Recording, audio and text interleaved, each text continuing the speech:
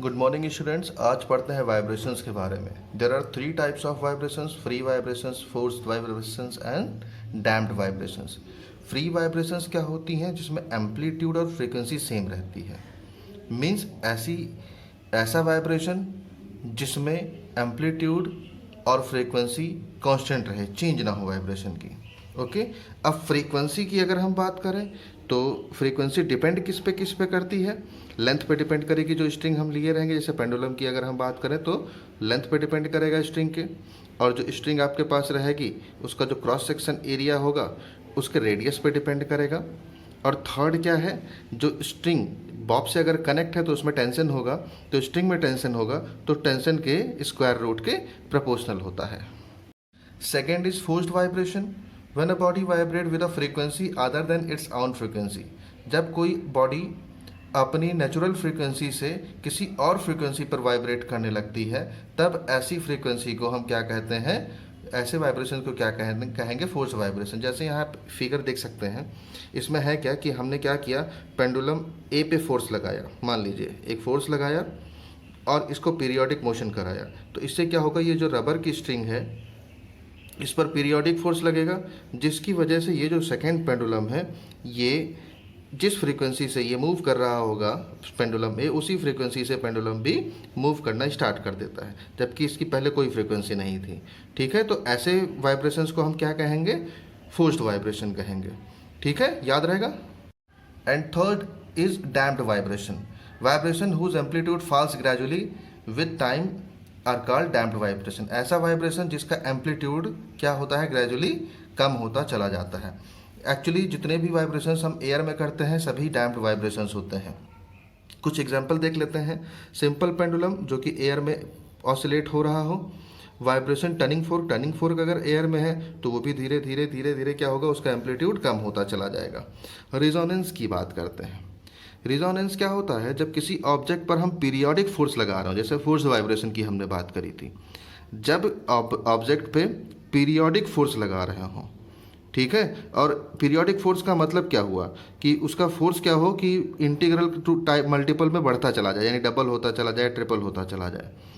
ठीक है, यानी जो हम फोर्स लगा रहे हैं, पीरियोडिक फोर्स जो लगा रहे हैं वो क्या है? इंटीग्रल मल्टीपल हो जाए, डबल हो जाए, ट्रिपल हो जाए। किसके? जिस बॉडी पर फोर्स लगा रहे हैं उसकी नेचुरल फ्रीक्वेंसी से डबल या ट्रिपल होता चला जाए, इंटीग्रल मल्टीपल होता चला जाए, तब जो बॉडी होगी वो वाइब्रेट करने लगेगी। ठीक है, कैसे वाइब्रेट करेगी कि उसका एम्पलीट्यूड बढ़ने लगेगा धीरे धीरे। ठीक है, इस फिनोमिनन को हम कहेंगे रिजोनेंस।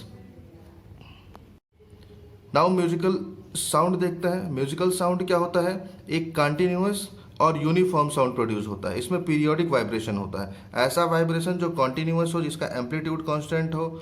ठीक है, एम्पलीट्यूड घट बढ़ भी सकता है लेकिन कॉन्टिन्यूअस रहे, और जो प्लीजेंट लगे एयर को, जो हमारे एयर को सुनने में प्लीजेंट लगे, उसे कहेंगे म्यूजिकल साउंड। और जिसका प्रोपगेशन डिसकंटिन्यूअस हो जाए, नॉन यूनिफॉर्म रहे, वो आपका नॉइस हो जाता है, जो प्लीजेंट नहीं लगता है ईयर को सुनने में। कैरेक्टरिस्टिक म्यूजिकल साउंड के तीन चीज़ें हैं। लाउडनेस है, यानी इसको इंटेंसिटी कहेंगे। पिच है, जिसको श्रिलनेस भी कहते हैं। क्वालिटी है, जिसको टिम्बर भी कहते हैं। नाउ लाउडनेस और intensity of musical sound. The rate of flow of sound energy per unit area normal to the direction of propagation. जिधर प्रोपगेट हो रहा हो उसके परपेंडिकुलर, यानी नॉर्मल डायरेक्शन में।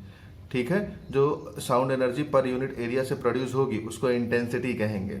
Intensity means how is loudness is greater than, यानी loudness कितना ज़्यादा है वाइब्रेशन का, ये चीज़ होगा। अब इसको डिनोट करते हैं आई से इंटेंसिटी को। यूनिट इसकी क्या होती है? माइक्रोवाट पर मीटर स्क्वायर या फिर माइक्रोजूल सेकेंड मीटर स्क्वायर।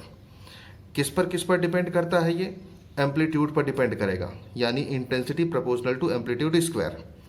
इंटेंसिटी किस पे डिपेंड करेगा? साउंड का सरफेस एरिया पे। जिस बॉडी का जो सरफेस होगा, सरफेस एरिया होगा जहाँ से ये वाइब्रेट हो रहा होगा, उसके सरफेस एरिया पे डिपेंड करेगा, प्रोपोर्शनल होगा। जैसे जैसे सरफेस एरिया बढ़ाते चले जाएंगे इंटेंसिटी बढ़ती चली जाएगी। इंटेंसिटी ऑफ साउंड डेंसिटी पर भी डिपेंड करता है। मीडियम का, किस मीडियम में प्रोड्यूस किया जा रहा है उसकी डेंसिटी पे डिपेंड करेगा। जैसे जैसे डेंसिटी बढ़ती चली जाएगी इंटेंसिटी बढ़ती चली जाएगी। Second is pitch. पिच मतलब होता है श्रिलनेस ऑफ साउंड। श्रिलनेस क्या होता है? उसके लिए आप यहाँ से पहचान सकते हैं। जैसे हमारे पास एक ग्राउंड है, मान लीजिए दो सेम ग्राउंड है हमारे पास। अब यहाँ पे क्या है, नंबर ऑफ वाइब्रेशंस आप देख रहे हैं ज़्यादा है, हाई वाइब्रेशन है, हाई फ्रीक्वेंसी की वेव है। यहाँ फ्रीक्वेंसी कम है, लो फ्रीक्वेंसी की वेव है। जैसे एक सेकेंड में यहाँ नंबर कितने वाइब्रेशन हो जा रहे हैं, 1-2 वाइब्रेशन लगभग हो जा रहा है। यहाँ एक सेकेंड में एक ही वाइब्रेशन हो जा रहा है। तो हाई फ्रीक्वेंसी की वेव सेम क्या होगा, हाई पिच्ड साउंड होगा, और जिसकी फ्रीक्वेंसी लो रहेगी पर्टिकुलर उसी सेकंड में, वो लो पिच्ड के साउंड हो जाएगा। ठीक है। लास्ट हमारा आता है क्वालिटी ऑफ टिम्बर।